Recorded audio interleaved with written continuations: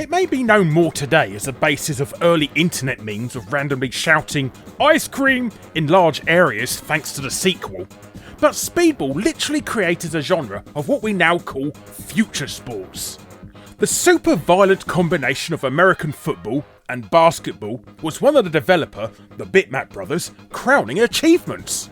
I mean, only in a dystopian future where you need to murder your opponents to gain a tactical advantage could be considered sportsmanlike.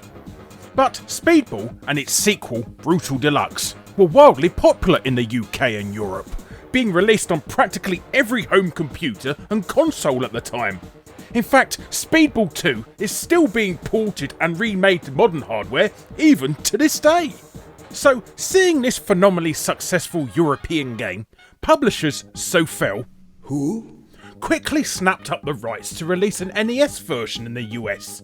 However, they weren't too keen on the name.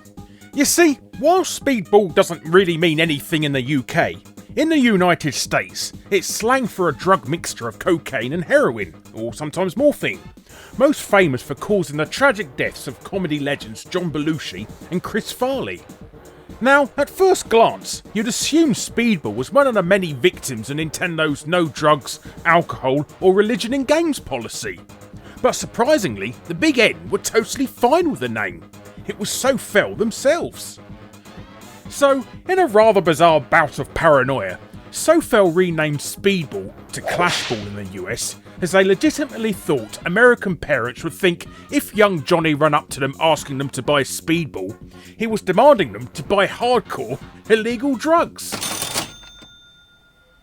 Thanks to this odd name change, Clashball quickly fell into bargain bins across the country because no one had any clue of its legacy because of its stupid new name. Sofel would go on to license other Nintendo classics in the US, such as Fish Dude and Casino Kid 2, before disappearing off the face of the planet forever. A fitting punishment.